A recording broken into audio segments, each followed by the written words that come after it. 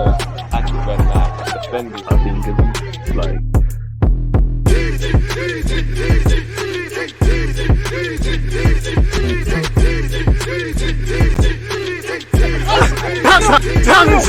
People deluded, I'm back again. Come on, Ian, bro. Come on.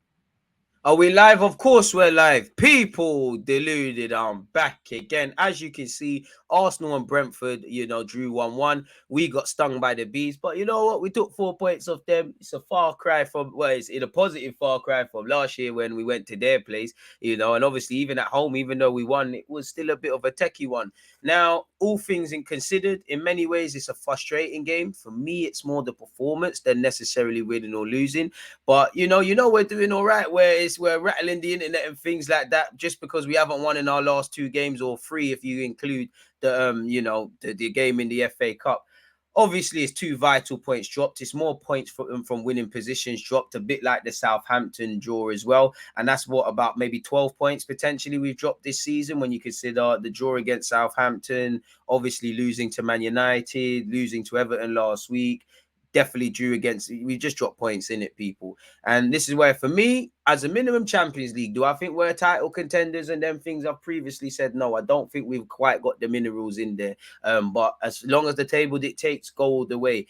And I think in many ways it's 2 points dropped or a point gained. I think we should have been wrapped up by Brentford in that first half. Ramsdale made a good save. Rico Henry shown why he's a left back and not a striker. Ivan Toney hit the bar. There definitely was another opportunity. And I think it's one of them games where if you want to see overly positive stuff, you're going to see overly positive. If you want to be negative and criticize, that's what you're going to see. I think the truth's in the middle. I think there's a lot of positives, exaggeration, and I think there's a lot of negatives, exaggeration.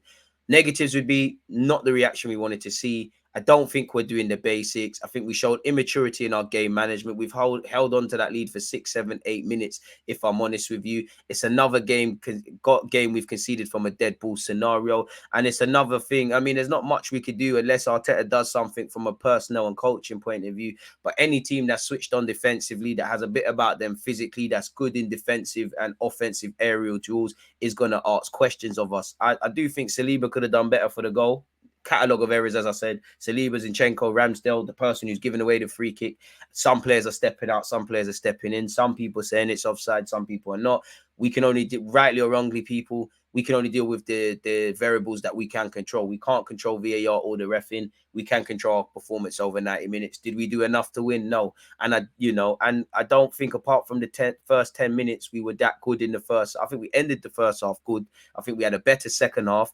But I think we're going through the motions. There was better periods or not. Fundamentally, there's points dropped. That's the main thing. Positives, Trossard's obviously scored. Obviously, we've got a point, which if you can't win, don't lose. We are playing an informed Brentford side, people that have taken points off big teams, Man United, City, Liverpool. There's definitely one I'm missing out as well, people. So, and they're in a good run of format late, people. And obviously, Thomas Frank, they're a great side. They're street smart. They frustrate you, concede fouls. Obviously, they're solid, they're compact, they're a difficult low block unit to break down. But I think that kind of underplays or downplays Brentford because they can go forward and ask questions. I did think Gabriel and Saliba had a good battle against Ivan Toney and Mbeumo as well. But it shows the limitations, We're, in a nice way. I like how we've done well this season and there's been an overperformance, just getting results, because when you do have this wobble, there's a certain landing to fall upon. On the face of it, we have only lost 2 games. Well, we have only dropped points from our recent 2 games away from the obvious. But at the same time, now you're going to have to see what you're made of. Brentford was a good team. City are an even better team. And if they beat Villa, they're going to be onto you lot and everybody's licking their lips around you, sort of thing. So we're going to have to react on Wednesday, if I'm completely honest with you.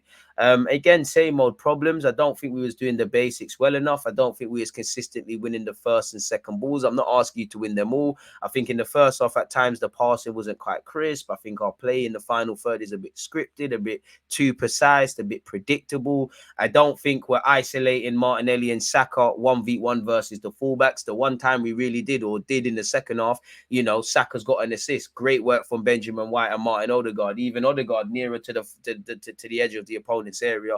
It's an issue. It's getting a bit predictable with Zinchenko being our left back playmaker, centre mid sort of thing as well. And And now we're just going to have to see what our players are made of. But I think we really are fortunate to be getting anything from this game, because Brentford should have wrapped us in that first half, if I'm completely honest. I mean, Eddie Nketiah looked a bit frustrating again. You know, why he's shooting from certain distances, I don't know. Maybe the number 14's, you know, giving him some powers that we don't know about. Martinelli, better game than recent weeks, but another one where he's gone quiet, and that flick in the first half almost came to haunt us.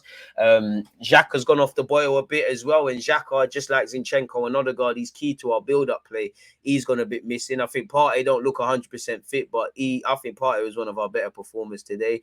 So yeah, it just shows, you know, our young players inevitably start showing their age. A couple of experienced players go through a bit of the motions through a lack of form, and there's no real way out, really and truly. And the level of goal we're conceding, this is why, and some of you got on to me, I said we're an improved defensive side. We're not a good defensive side, because the goal, everyone would say every goal they've conceded could be a lot better. But the goals we have conceded of recent have been diabolical, if I'm honest with you. Definitely the Brentford goal, because Arteta has to have briefed them all week about what we're going to be facing. And obviously you've cancelled out a lovely first goal for Trossard, an instant impact from the gaffer. You know, with obviously that, and the minute you've taken the lead. And if we go back to the United game, they showed it, because we equalised quickly after the Rashford goal. When we scored and made it 2-2, we quickly conceded. So that game management, that street smartness, that heeding the warnings, which they were there. You know, Ben Mee had an opportunity, kind of half fell to Ben Mee, and came off, cannoned off a man. We knew set pieces. As I said, I asked you to win the battle, not the war, because I think Mbeumo and Tony had a good game against our centre-backs. In fact, I think our centre-backs have been good in the last two games. Yes, we could have done better collectively for the goal. But it just shows we're a bit too reliant on certain players. We're a bit too reliant on certain things going wrong. A bit like Newcastle and Everton, we can't break down a low block. And we're going to have to, because you can't expect teams to do anything but that at times. Saying that, Brentford are a good team. If I take myself back to the first half, people, with pre-game, I said revenge is on the agenda, because you'd imagine Brentford want to beat us, because obviously we dealt with them at their place. We know it's a London derby. We know it's a big couple of games for us with City midweek, and obviously needing to react to Everton. We all know Brentford are a good side, well coached side, very well coached in all aspects of the game, in form as well. And we know we're playing a low block. We know we're playing a team that will take advantage of set pieces and have a fluid system. At times it goes from 3 at the back to 4 at the back, and all of these sort of things. First 10 minutes, I think it was fairly end to end. I think, you know, we need immediately, it's become clear, follow your runners, win the first and second balls. I did think we needed to move it better and more quality. Things that could be done in one touch, do it. If you can do it in 2 or 3 or less, do it. I think it became evidently clear that we're going to get to the final third and we're going to do the 5-yard passing, trying to pro, but there's not that healthy randomness. It is quite predictable from us, people. I did feel 20 minutes in, we need to start working the keeper. I did feel there was a moment in the first half where it was really just not really all Brentford, but all Brentford. As I said earlier, I think we finished the first half well. I think it became a part where we're at their mercy.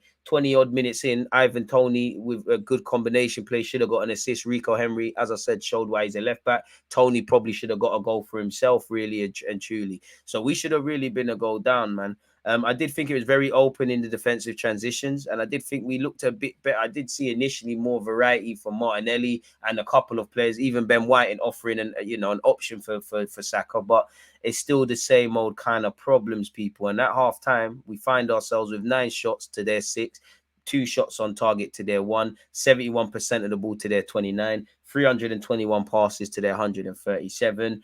Both teams had 3 corners, and I think, yeah, the stats don't lie, and that tells you probably the more dominant of the sides. But I think in reality, Brentford had the more clear-cut chances and probably should be more feeling hard done by. Simply put, at halftime, we need to do a bit better, really, because there was 3-4 chances from Brentford. I don't think we really had any clear-cut ones. Martinelli's effort with his left peg that went just over, probably that was it, really. And the first and second balls. And again, I think we're allowing Brentford to grow him even more confidence that they should get all 3 points. I think they've shown, as I said, they limit the space. They've got an ability to handle crosses, forcing us to play it short from dead balls. They're very well drilled. They're compact, and they have quality in the final third. And you can't really say nothing more. I think Brentford were probably the better side in the first half, but I think we had a good end to the first half. As said, simply put, we're very passive in the final third. It's not intense enough. I don't think we're necessarily doing the basics as well consistently for the 45 minutes. Not created enough. Martinelli's half volley, apart from that, it's not really that. I need more. I just need a lot more, really and truly. Second half, You know, I did think Xhaka was missing. I did think Eddie was frustrated with a number of his decisions. Second half, I think we came out a lot stronger. We did a lot better, became a lot more open. Odegaard started to turn on the quality, in my opinion. Especially, you know, Saka is getting more 1v1s and things like that. But it's just not enough, really, really and truly. We did well to score the goal, obviously, between Benjamin White, Bukayo Saka, and Odegaard. Trossard's made an instant impact, but then we put it down the toilet by conceding shortly after that. Again, it shows poor game management, and it shows that these young boys have to learn this grit. I think the biggest positive I can give you is that 2 games and it appears crisis now, because we've not beat, you know, from 6 points, we've taken 1 from Everton and Brentford. And I would say you lot have been here before last season when these talking points weren't a thing, and it took you until probably West Brom in the cup to start scoring your goals, let alone win. You've been here. But now the work starts again. You start again. Maybe, you know, maybe we believe we're at a level that we're not. Maybe we feel we've completed certain things we're not. We just need, for me, go back to basics. I wanted us to go back to basics prior to the game. Pre-game, we're saying the same things, and it's not quite the good performance Mikel Arteta was demanding in his press people. So, you know, terrible defending for the goal and the build up through a catalogue of errors, you know, not just saying them, but I did think Saliba could have done better in the air. Ramsdale's decision making, Zinchenko could have done better to smell the danger, but he's not an organic left back. He's a hybrid.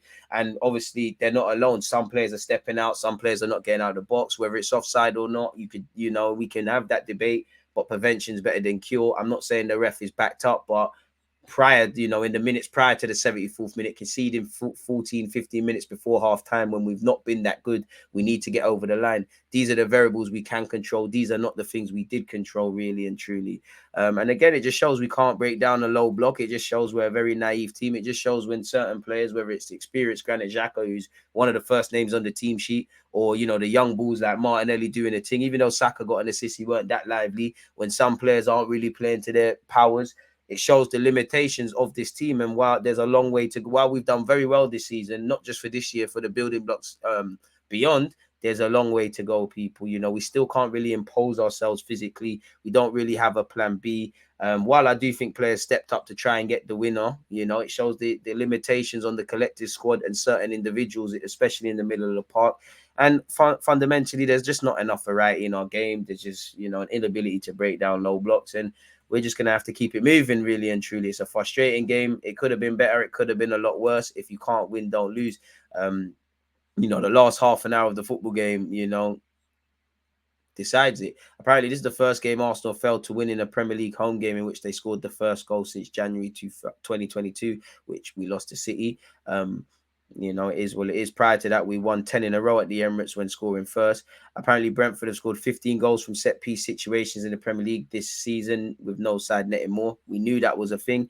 Each of the last 3 Premier League goals Arsenal have conceded have come from headers. None of their first 15 against in the competition this term beforehand had been headed. So, again, can we get back to basics? You ain't seen no articles about set piece, how we deal with set pieces and things, people. Statistically, we had 23 shots, 7 on target. They had 9 shots, 2 on target, 70-30. But I would, if I was Brentford, I would feel I could have got a lot more out of the game.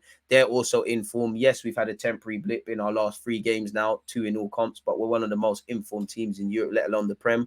Brentford haven't let us mess up their form. They've come to the Emirates, got a point similar to how they probably should have beaten Spurs earlier this year. I'm sure they beat City and United, and it shows why nobody likes to play Brentford. And it also shows possession don't mean anything unless you do something with it.